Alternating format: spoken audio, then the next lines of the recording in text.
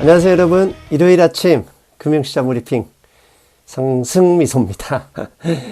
예, 주식이 상승해야 되는데 상승하지 못해서 속이 상하죠. 하지만 최악에 가까울수록 새벽은 다가온다. 위로가 되진 않죠. 자, 다음 주 최악의 한 주 다가온다고 합니다. 무슨 이유 때문인지, 왜 이런 제목을 정했는지 우리 토마스 류 선생님 말씀 들어보겠습니다. 안녕하세요, 토마스 류 선생님. 네, 안녕하세요.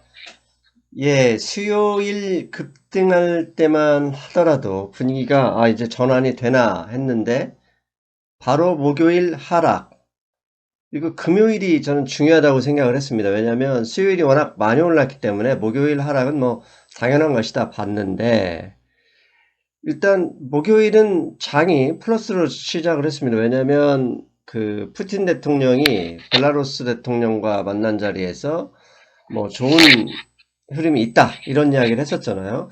그럼에도 네. 오후 들어서 슬금슬금 하락을 하다가 장 마감은 역시 하락 마감을 했는데, 분위기 좋게 시작하다가 이렇게 하락 마감한 이유는 무엇입니까, 선생님? 네, 일단은 지금 최근에 그 증시의 그 추세는 selling at high, 올라오면은 팔아치운다. 이제 이런 무드거든요. 우리가 보통 이제 좀 뭐 증시 상승장에서는 buying at dip이잖아요. 네. 내려가면 산다. 근데 최근에 증시 무드는 올라오면은 수익 취하고 나온다. 이제 이런 추세예요.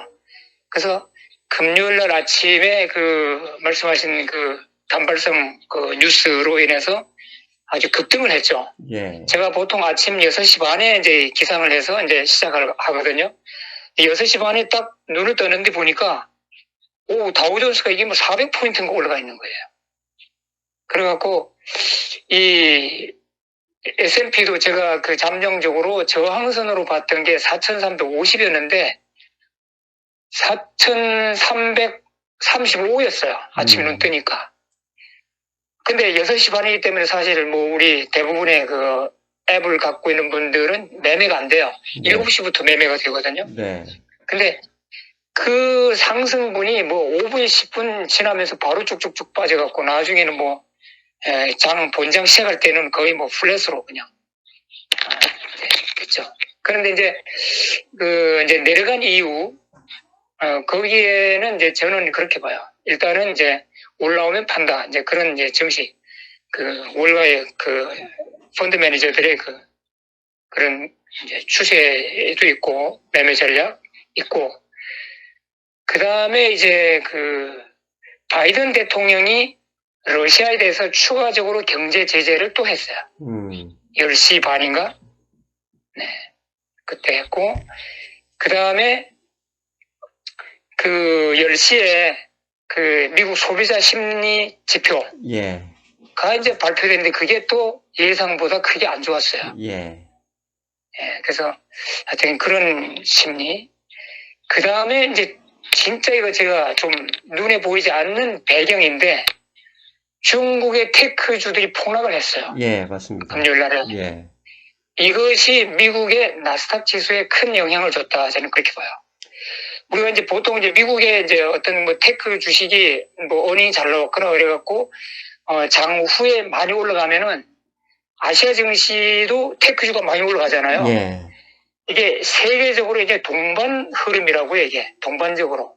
근데 사실 중국의 그 주식의 이제 업앤다운은 미국의 그 종목에는 큰 영향을 안 미쳤는데 별로. 근데 금요일에 중국의 테크 주식들은 거의 폭락 수준이었어요.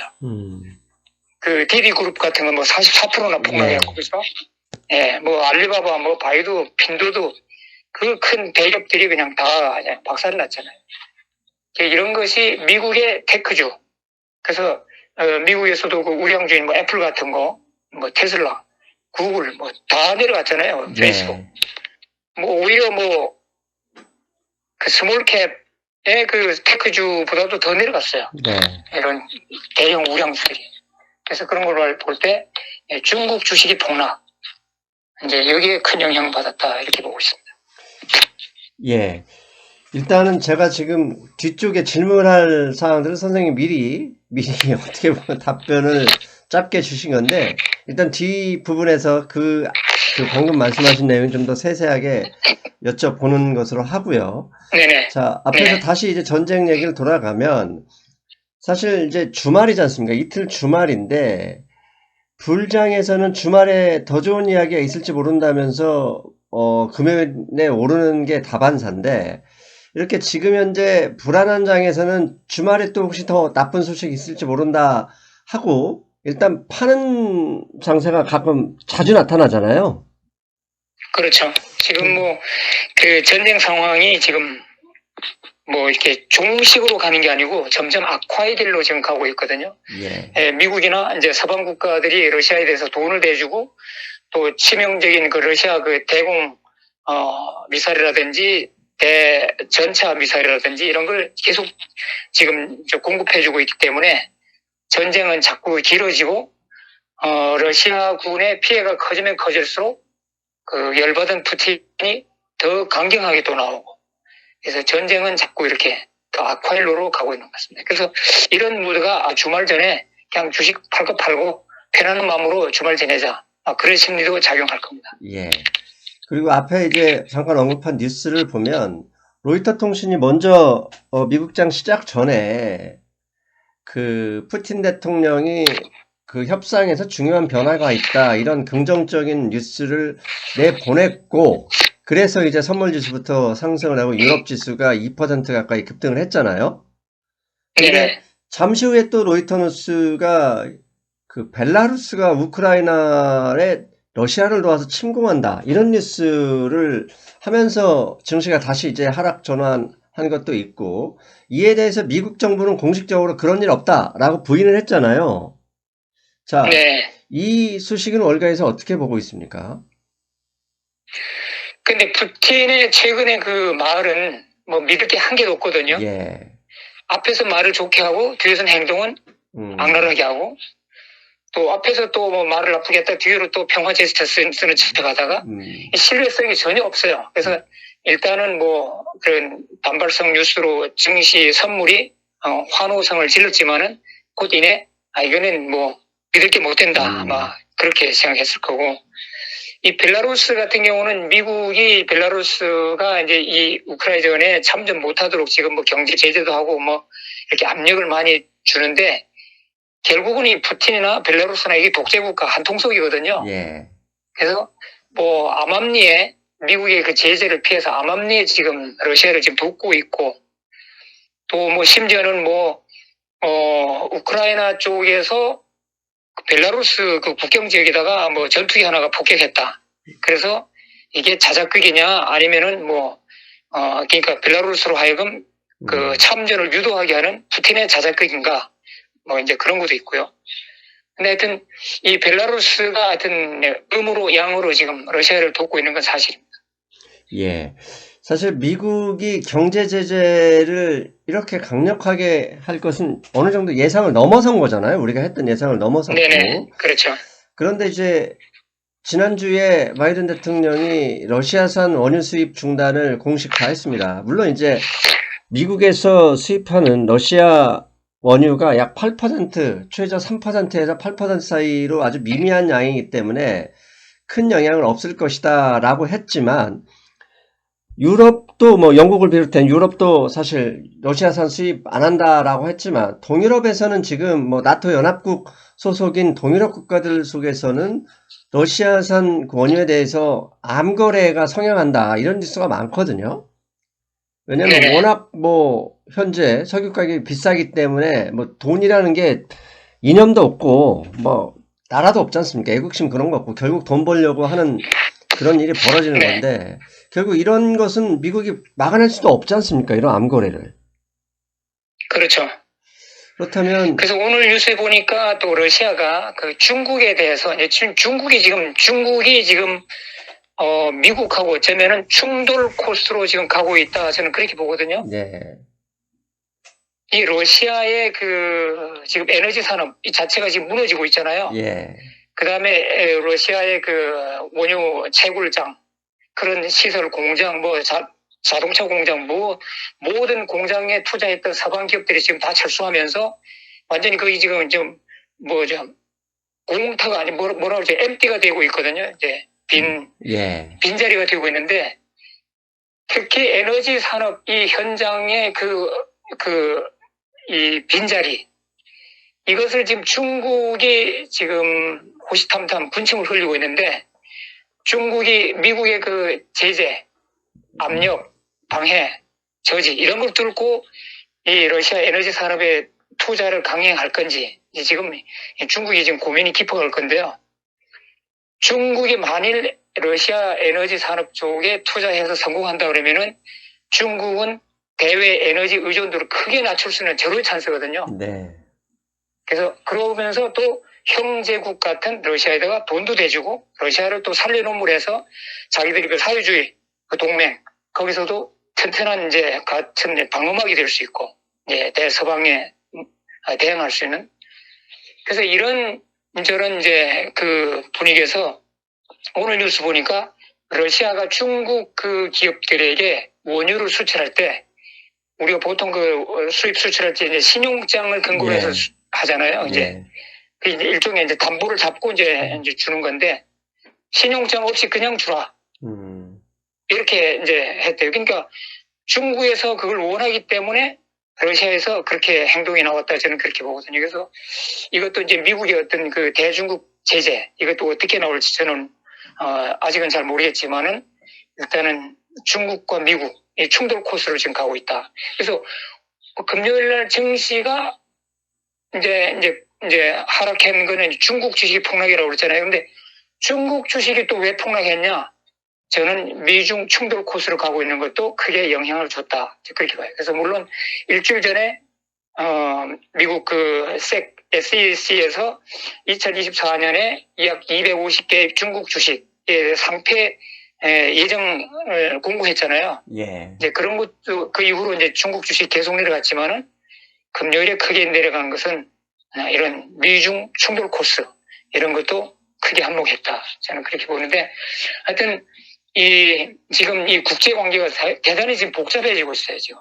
그래서 단순히 우크라이나 주변 거기에서 지금 전선이 자꾸 넓어지고 있는 상황으로 보고 있습니다.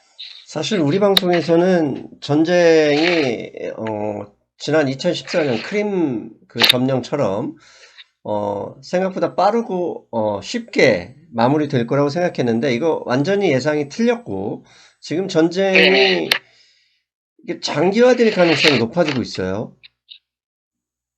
네, 그래서 이제 우크라이나 국민들의 이제 강력한 저항에 이제 부딪혀서 러시아의 그 뭐 더 이상 진전이 없잖아요. 네. 없는데 이 우크라이나의 그 대통령은 지금 용기 백배를 해갖고 오히려 우리가 더 단결해서 러시아에게 뺏겼던 크림반도 이거 지금 되찾자. 그 다음에 도네스크나 그 동부 지역 친러시아권 여기서도 러시아군을 완전히 몰아내자.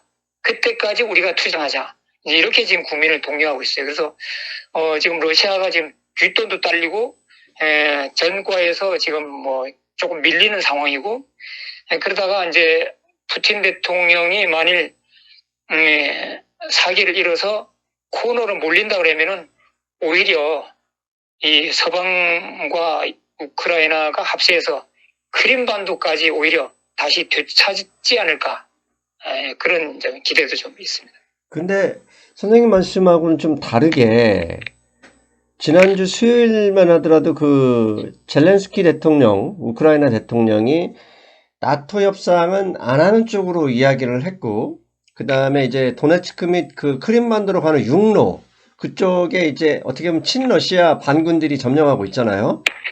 네. 이쪽에 대해서도 협상을 열어놓겠다 이런 이야기를 했었거든요. 그러면서 수요일날 급반등이 나왔었잖아요. 이건 또 네네. 그냥 한번 해본 얘기는 아닐 것 같은데요. 아마 그 회담에서 아마 밀당으로 이제 뭐 그렇게 뭐 지금 우크라이나 국민들도 지금 많이 지금 다치고 있으니까 어떻게든 휴전을 해보려고 하지만은 또 대통령으로서 국민들을 단결시키려고 그러면은 약한 모습을 보이면 안 되잖아요, 또. 예. 그러니까 우리가 단결해서 저 원수 같은 러시아를 이 땅에서 몰아내자. 아마 그렇게 또 구호를 외칠 수도 있죠. 예. 근데 지금까지 보면은 지금 러시아의 국민들의 그 저항, 이것이 점점 더 결집되고 또 외국에서 들어가는 민병대, 예. 자원군까지 합쳐갖고 점점 더 지금 기세가 지금 올라가고 있는 그런 상황을 보입니다. 자, 그렇다면 사실 러시아와 중국이 만약에 대동단결 페이스로 나와버리면 그게 곧 신냉전이 되는 거잖아요. 네네. 신냉전이 나온다 그러면 이게 사실 냉전이 옛날에 50년대 2차 세계대전 이후 그때 나온 얘기인데 소비에트 연합이 91년, 92년이 사라진 이후에 사실 냉전 이야기는 없었는데 다시금 전쟁을 통해서 신냉전이 나온다 그러면 신냉전이라고 하면 당연히 교류의 축소, 중단 이렇게 됨으로써 세계 경제에 영향을 줄 수밖에 없잖아요. 부정적인 영향을.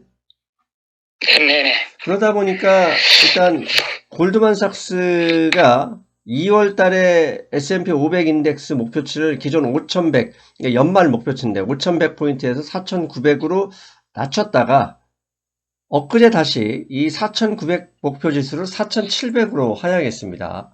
또한 GDP 2022년 GDP 예상치 성장률을 플러스 3.1%에서 2.9%로 하향했는데 그 이유도 결국 전쟁에 따른 원자재 가격 상승, 그 다음에 이에 따른 인플레이션 뭐 이런 것들로 이유를 들었거든요. 그렇다면 이제 저희가 걱정하는 게 당장 4월 이제 한 달 지나면 한 달 이후에는 다시 1분기 어닝 발표인데 이 기업들의 어닝도 영향을 받을 수밖에 없다. 이렇게 봐야 될까요?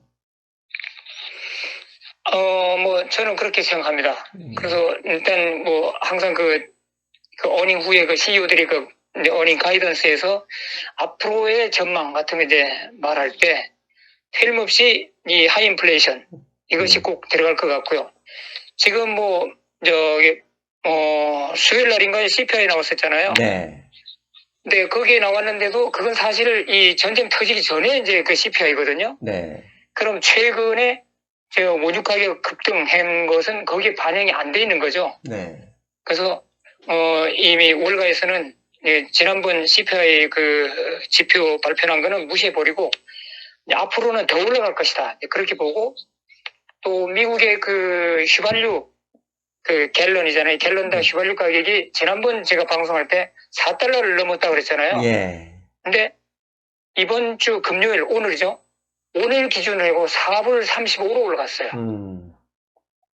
그래서 이것이 이미 지금 이 경제학자들이나 월가의 전문가들은 미국이 경제 침체 가능성을 자꾸 언급하는 이유가 이 휘발유 가스값이 이렇게 올라감으로 해갖고 소비자들의 그 지갑을 닫아버리는 효과. 미국의 이제 소비 경제인데 소비가 이제 줄어드는 거. 이제 이런 걸로 이제 연결돼서 골드만삭스는 인플레이션은 올라가고 또 이런 또 소비는 줄고 이래서 이제 GDP도 하향한 걸로 저는 그렇게 보고 거기에 따라 당연히 S&P 연말 목표치 이것도 하향했다 저는 이렇게. 결국 그렇다면 지금 앞에서 선생님이 제가 첫 번째 질문에서 선생님 답변을 하셨던 게 미시간 대학의 컨슈머 선티먼트 즉 소비자 신뢰 지수가 2월 달에 62.8에서 3월 59.7로 하락을 했어요. 이게 2011년 이후의 최저치인데 이 얘기는 곧 소비자들 심리 즉 소비자들이 돈 쓰기를 두려워한다는 의미잖아요. 네네. 자, 그렇다면 소비자들이 돈 쓰기를 두려워한다. 그러면 당연히 인플레이션으로 해서 올라간 물가 때문일 수도 있고 지난주에 그 고용지표에서 보면 시간당 임금이 이제 정체에 들어섰잖아요.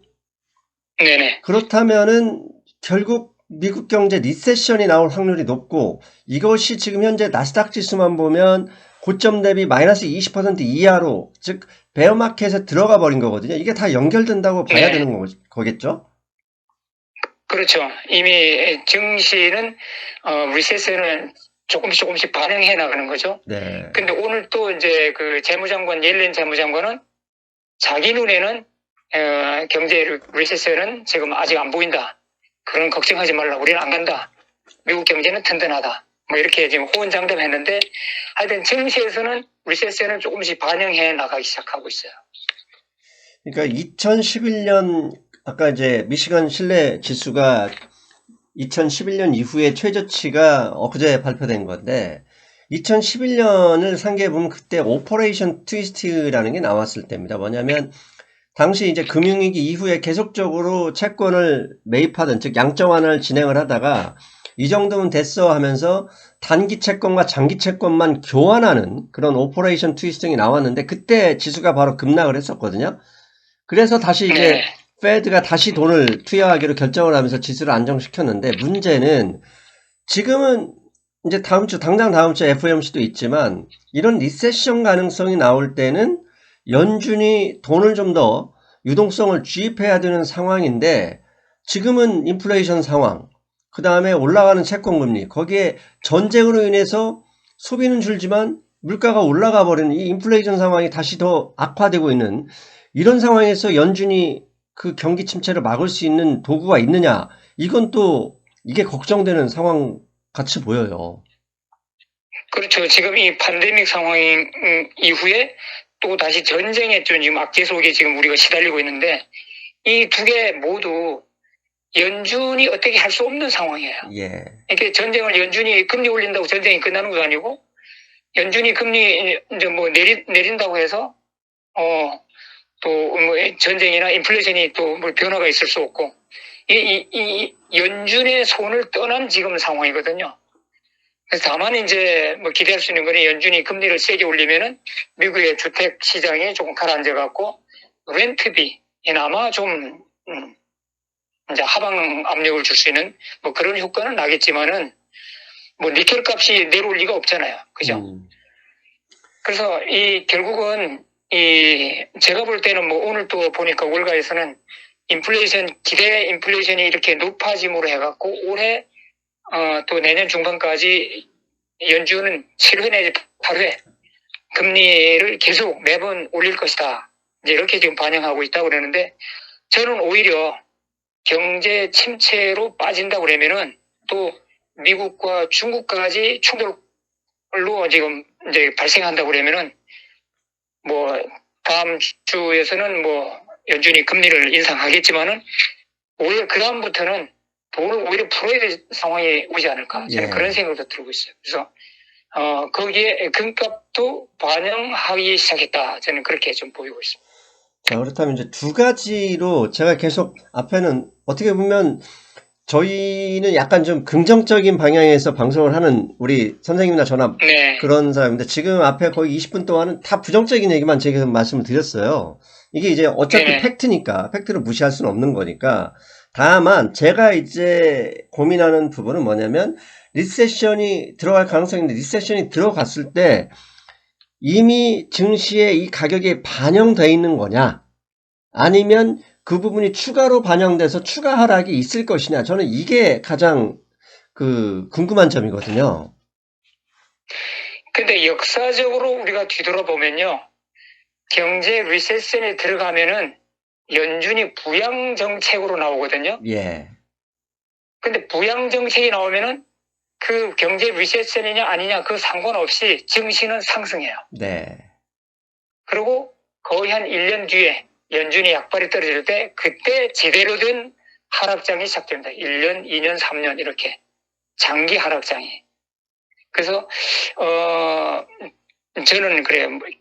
경제 리세션 들어갔다 해서 우리가 당장 뭐 다 팔고 도망가야 된다. 그게 아니고 오히려 연준의 그 대응 방식이 전환됨으로 해갖고 오히려 증시는 상승할 수 있다. 이제 그런 희망을 갖고 있고요. 그래서 다음 주 FOMC에서 연준이 이 전쟁의 악재 이 핑계를 대면서 상당히 완화적인 시장 친화적인 발언을 내놓을 걸로 저는 보고 있거든요. 그래서 수요일 오후는 증시는 올라갈 것이다. 저는 그렇게 지금 좀 상상을 하고 있습니다. 근데 다만 이렇게 높아진 인플레이션 상황에서 2년 만기 채권 금리는 이미 계속 그걸 반영하면서 1.7%를 넘어섰단 말이죠. 그런데 여기서 네네. 금리 인상은 누구나 다 100% 예상을 하고 있잖아요. 네네. 미국의 정치, 뭐 페드도 정치라고 하면 정치일 수 있는데 이 정치인들이 시장 예상을 뒤엎진 않는다는 건 확실하지 않습니까? 네네. 예상된 방향으로 갈 텐데 그게 민주화의 방향이니까 갈 텐데 또다시 금리 인상을 하면서 돈을 풀 수 있는 방법은 양적 완화를 더하든지 아니면 금리 인상 횟수를 시장이 예상한 것보다는 줄어들든지 할 텐데 그러면 이 물가 상승은 어느 정도 감내해야 되는 거냐? 이게 사실 궁금하거든요. 제가 볼 때는 연준은 아마 그 긴축, 그 QT의 그 시점을 조금 늦출 가능성이 상당히 있고요. 예. 그 다음에 지금 이 전쟁 이 상황에서 이제 미국의 이제 이렇게 소비자 심리 지표도 낮아지고, 이렇게 경제가 조금 둔화될 조짐이 있으니까 바이든 대통령이 추진했던 그 BBB 법안 있잖아요. 예. 이것이 지금 다시 부활하고 있어요. 그래서 조면친 의원도 지금 강력하게 반대 안 하고 있거든요. 어떤 조건만 맞으면 자기는 통과시켜주겠다.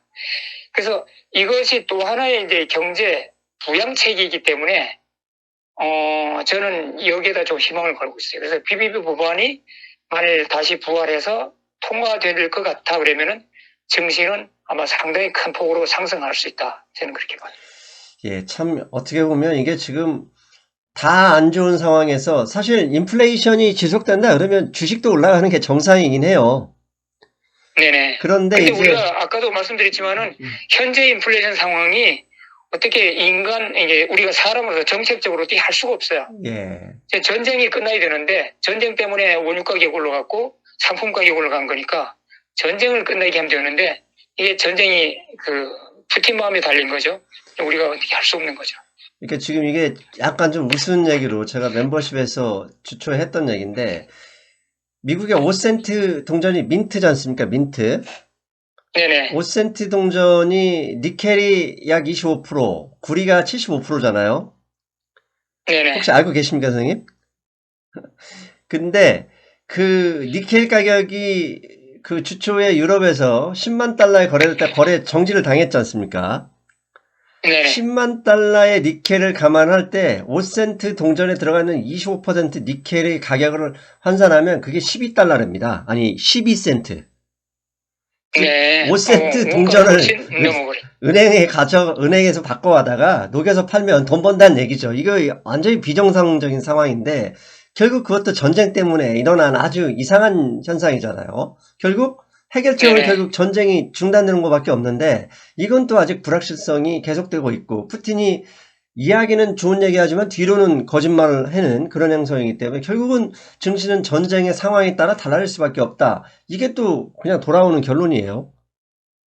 네, 전쟁이 가장 빨리 끝나는 길은 푸틴이 암살당하거나 푸틴 주변 권력 그 이너서클 안에서 쿠데타가 일어나는 거. 네. 이제 그 방법이 제일 가장 빠르고요. 예, 사실, 아니면은 통 크게 바이든 대통령이 푸틴 대통령을 페이스 투 페이스 직접 만나갖고 어깨 붙잡고 서로 우리 양보하자. 뭐 이렇게 하는 방법. 그 수밖에 없다. 지금 보고. 상황이 보면 한국 정부가 사실 북한을 계속 달래게 하면서 비료 지원하고 뭐 이런 게 그 북한 정부가 좋아서 그런 건 아니잖아요. 왜냐하면 얘네들이 그렇죠, 네네. 사지로 궁지에 몰리면은 결국 나 배째 이렇게 나올 때 이게 가장 두려웠기 때문에 평화정책을 갔던 건데 지금 선생님께서 말씀하시는 것도 그런 거거든요. 푸틴을 계속 몰아붙여서 뭐 제압할 수 있다면 좋겠지만 제압 당할 푸틴이 아니거든요. 나 한번 같이 죽어 이렇게 나와버렸을 때의 문제점 그걸 좀 감안하자 이런 말씀 하시는 거잖아요. 네. 근데 사실 그 독재자들의 공통점이 좀 화끈한 면이 있어요. 그러니까 선생님 이게 남자들 예. 말씀 끊어 죄송한데 화끈하다 하면 약간 좋은 의미니까 그걸 독재자들한테 좋은 의미는 주지 말고 네. 이 남자들 세계에서 서로 주먹질하고 죽일 듯이 하다가도 술 한잔하고 딱 그냥 화해하고 말잖아요. 네. 그렇게 한번 툭 치고. 이 독재자들의 성격도 그런 게 있어요. 깐죽깐죽 하다가도 만나갖고 통 크게 화해할 수도 있는 거예요. 예전에 그 트럼프도 그렇고. 하여튼, 그래서 이 푸틴도 진짜 미국에 누군가가 가서 술 한잔 하면서 통 크게 한번 좀 타결할 수 있는 그런 게 좀 아쉽다. 좀 그렇게 봅니다. 결국 사실 통 크게 돌아서려면 그 트럼프도 그런 거였잖아요. 잘 나가다가 잘 안 됐던 게 김정은 너 정권 보장해줄게 이거 있었기 그 가능성이 있었기 때문에 어느 정도 진행됐었잖아요. 사실 네네. 푸틴 입장에서는 좋아 네가 원하는 거 여기까지는 들어줄게 하지만 이만큼은 하지 말자라는 이게 뭐 협상 명분이 필요한 거잖아요 사실은. 네, 그렇죠. 예. 아무튼 이게 어떤 식으로든 서로가 한 발짝 물러날 수 있는 명분이 필요한 건 맞고 그것은 우리가 어떻게 예상할 방법이 없기 때문에 현재 전쟁 상황이 어떻게 되냐에 따라서 정신은 계속 그 변동성이 강화될 수도 있고 낮아질 수도 있다. 뭐 이게 어떻게 보면 뻔한 결론일 수밖에 없어요. 네네. 예. 자, 우리 또 이제 개별 주식 이야기를 안 할 수가 없는데 아마존이 오랫동안 사람들, 그러니까 투자자들이 기대를 했죠. 주식 분할 지난 몇 달, 2달 전인가요? 구글에 의해서 아마존 주식 분할로 일단 이틀 동안 어떻게 보면 혼자 나스닥 하락을 방어했죠.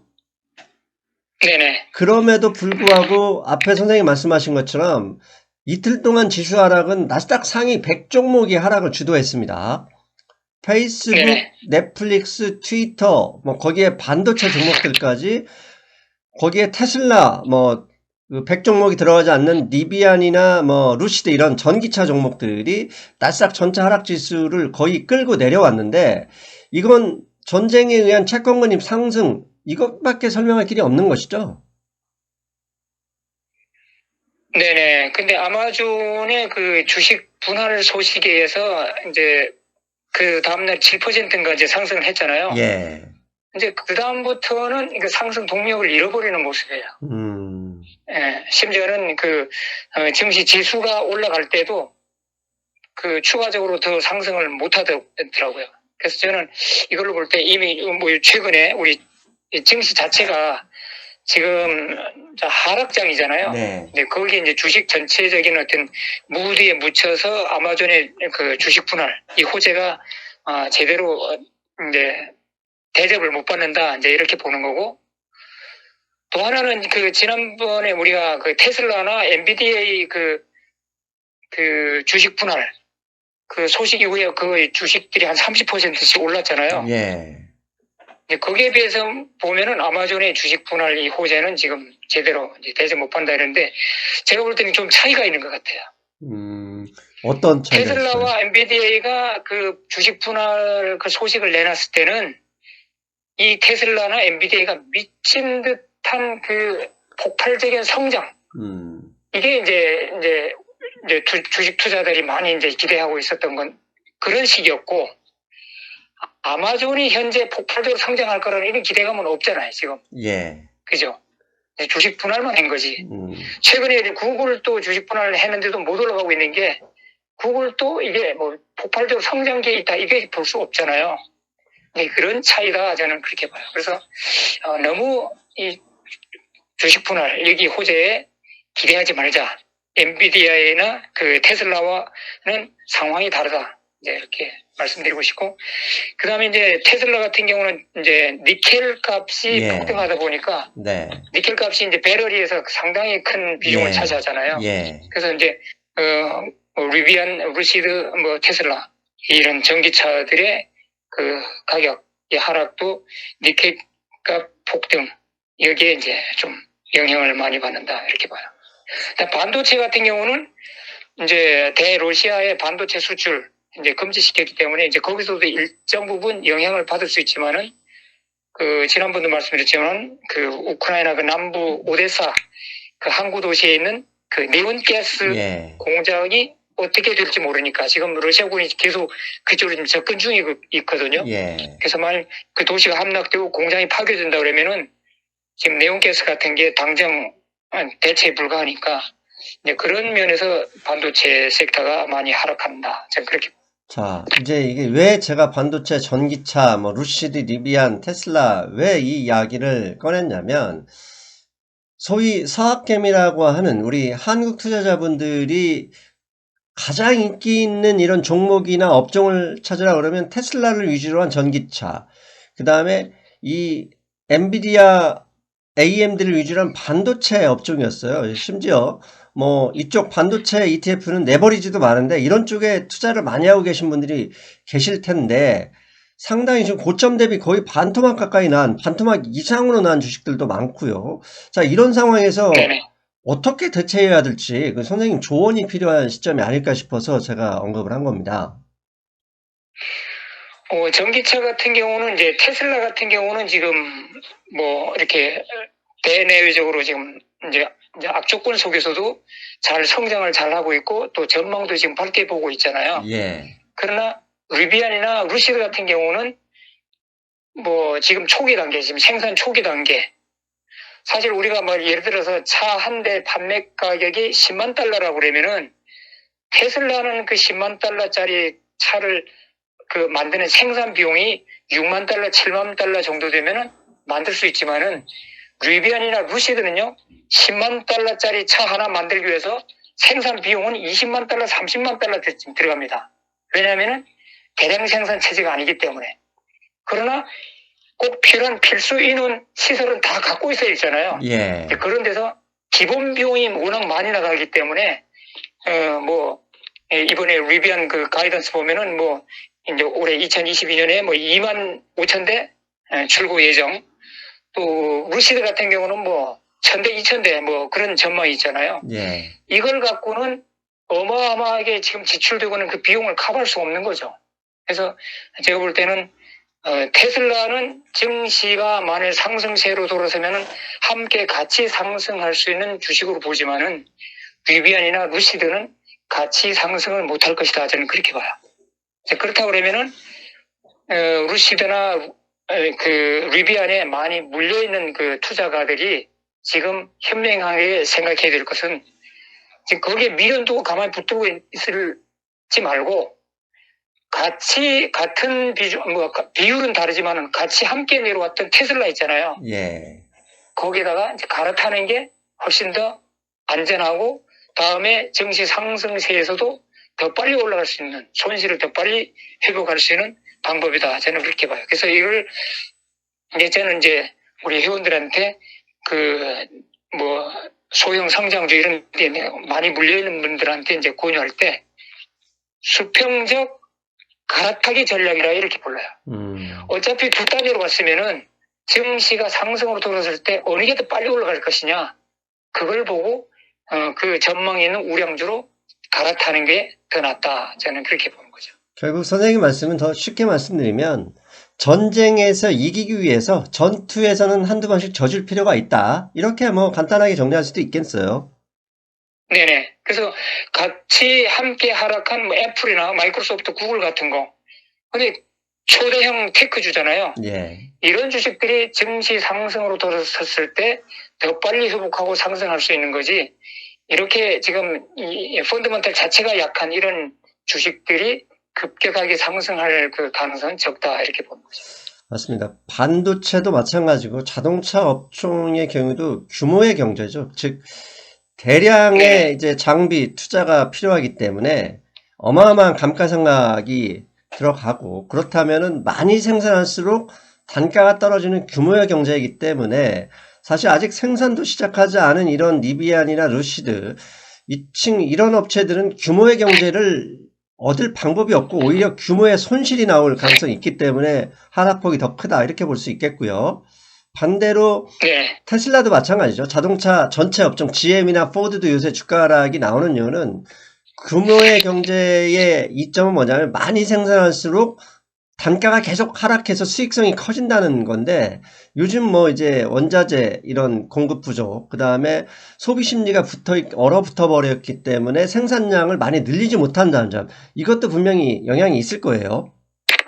네네. 예, 알겠습니다. 우리 선생님 말씀에 그 조언 들어보시고 만약에 적어도 손절매까지는 못 하시더라도 추가적으로 산다 그러면 그런 종목 사는 게 아니라 많이 떨어진 차라리 빅테크에 사는 거 그 정도만이라도 하는 게 좋겠죠. 그렇죠. 이 지속적으로 하락하는데 계속 물타기 하면요 계좌 녹아내리거든요. 예. 그럴 바에는 그 돈을 차라리 앞으로 전망이 큰 이 빅테크 우량주 예. 여기다가 돈을 묻어놓는 게 이제 종목 분산도 할 수 있고 더 안전하고 또 증시가 상승세로 돌아섰을 때 수익도 더 많이 내. 그래서 결국은 주식 어카운트에서 손실 본 거를 더 빨리 회복할 수 있다. 저는 그렇게 봅니다. 사실 지수가 상승하는 이렇게 계속 하락하는 상황에서 반등 국면이 나오면 어차피 지금 현재 액티브보다는 패시브의 힘이 강하잖아요. 네네. 패시브는 결국 지수 관련 대형주 위주로 이제 벤치마킹해서 산다는 얘기니까 반등 국면에서 세게 나오는 것은 개별 종목이 아니라 이 빅테크 관련된 이런 지수 관련 대형주라는 점, 그 점도 참조해야 되겠죠? 네네. 예. 그리고 또 하나, 지금 현재 러시아 전쟁이 악화되고 있고 주가가 하락하는데 WTI, 즉 석유 가격은 지금 주춤하면 하향세를 보이고 있는데 이건 결국 이란과 베네수엘라, 미국이 지금 석유 수출 재개 협상을 하고 있는 것 때문일 텐데 현재 이 협상 상황은 어떻게 되고 있는지 혹시 알고 계십니까? 네네. 그 이란에 대한 그 핵 협상 테이블에서 이란 그 팀이 철수했다고 그래요. 그래서 지금 금요일 날 원유 가격이 지금 다시 올라갔죠. 예. 올라가는데 이 협상 테이블에는 이제 미, 영, 러시아, 프랑스, 중국, 그다음에 독일, 그다음에 대상국인 이란 이렇게 이제 있는데 이 만장일치 협의체라고 그래요. 안전보장 여기서 누구 하나 이사회니까. 네, 반대하면은 이게 이제 최종 결론이 안 나는 건데 이게 러시아 자기가 지금 거의 뭐 자기 원유 1,100만 배럴 수출해서 한 반 정도가 지금 묶여 있는 상황에서 이란이 세계 시장으로 이제 이란산 원유가 들어온다고 그러면은 그 러시아로서는 배도 아프고 또 이란 이제 그 러시아의 그 원유 금수에 대한 그 고통을 서방 세계에도 떠넘길 수 없잖아요 지금. 그러니까 여기에서 러시아의 방해 공작이 이제 나오는 거예요. 그래서 이 협상의 최종 그 결론에서 러시아가 자꾸 더 까다로운 조건을 건다고 그래요. 네. 그리고 미국 정부에다 다 대고 이란 핵 협상의 최종 결론이 이걸로 인해 갖고 러시아의 국익을 해치지 않는다는 이런 각서를 써라. 이렇게 이제 미국 정부에서 공식 이제 전문을 보냈다고 그래요. 이제 그런 식으로 이제 러시아의 방해 공작. 그 다음에 이제 이란 입장에서는 지금 급한 거는 지금 미국이잖아요. 예. 어떻게 하든지 이란의 원유를 세계시장 불러와갖고 그런 여유의 그 충격을 흡수하면서 러시아를 원유를 세계적 금수를 좀 더 몰아갈 수 있는 발판을 마련할 수 있는데 이런 급한 마음에 미국을 이란이 이제 이용하는 거죠. 그래서 이란으로서는 지금 핵 협상 이 테이블에서 자기 나라의 그 국익을 최대 극대화하는 선에서 지금 자꾸 미국의 양보를 이제 요구하는 거죠.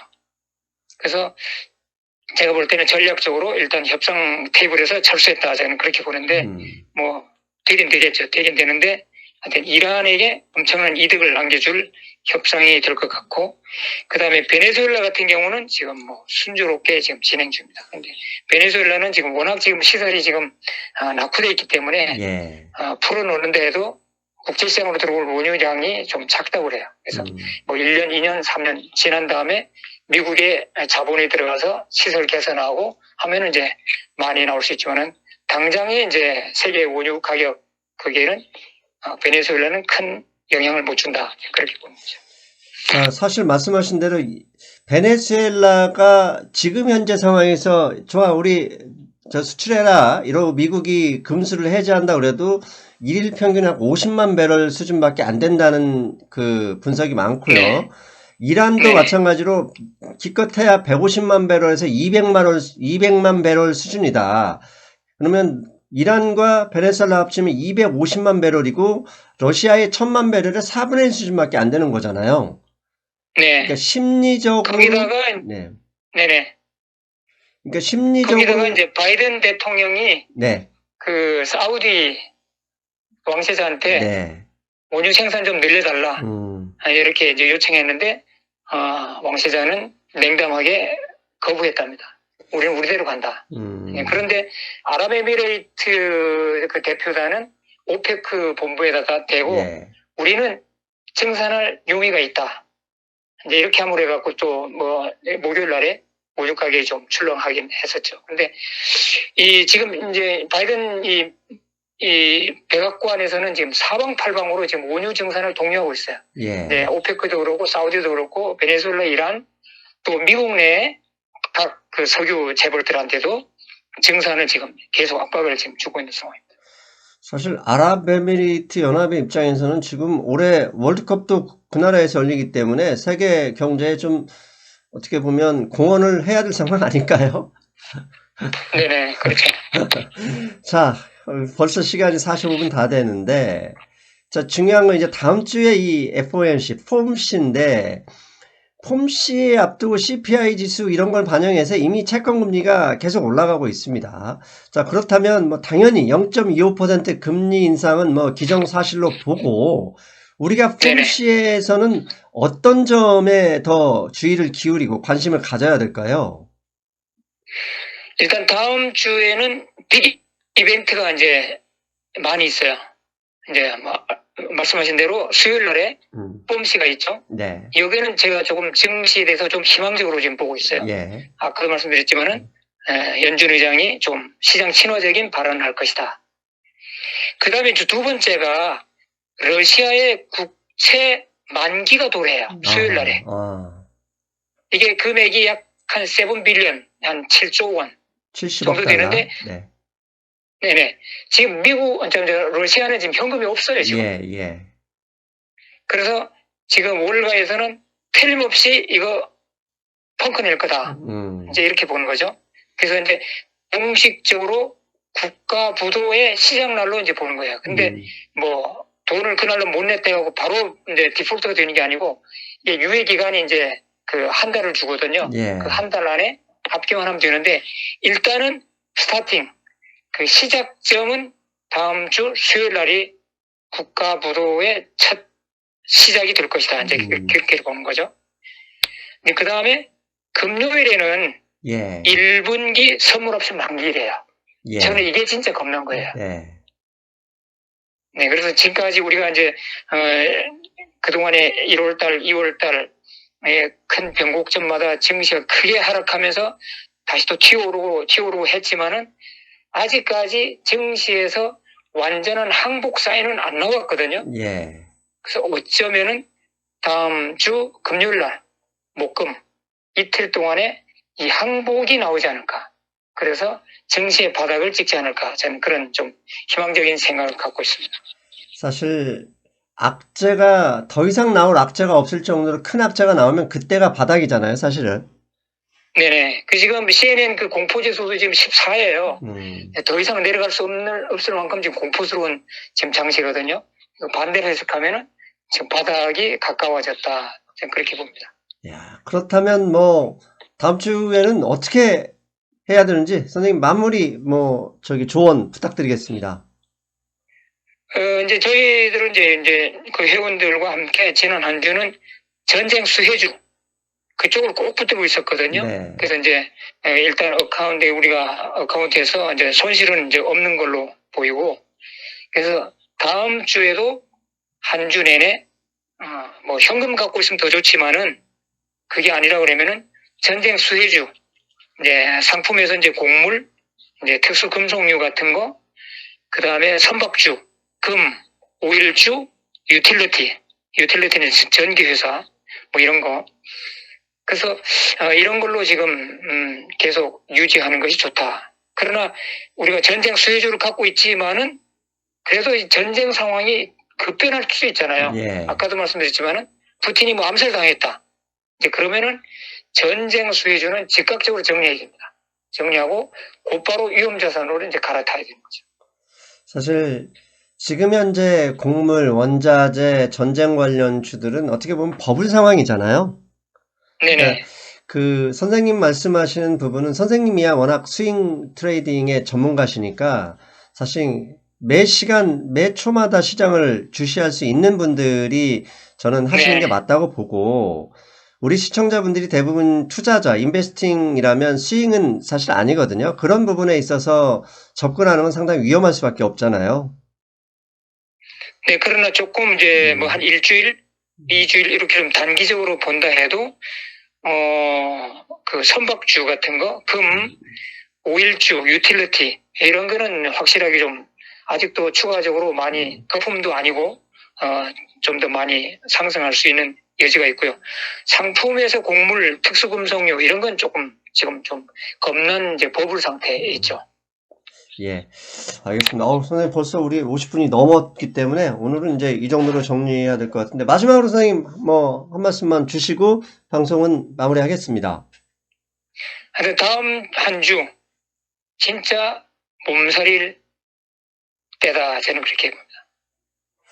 예, 용감하게 내려갔다고 물타기하고 사는 거 아니고 주말까지 참고 기다리고 손가락 붙들어 매고 가만히 있자. 네, 그렇게 말씀드리고 싶습니다. 마지막 몸살이기 주간 이렇게 봐야 되겠네요. 네네.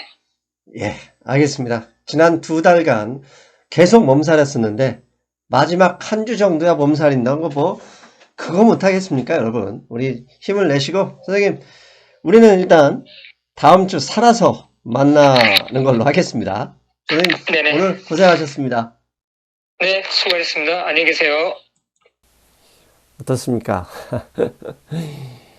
3월 16일 수요일이죠. 3월 16일 러시아 채권 약 80억 달러 우리 돈으로 하면 거의 9조 원 좀 넘는 돈이죠.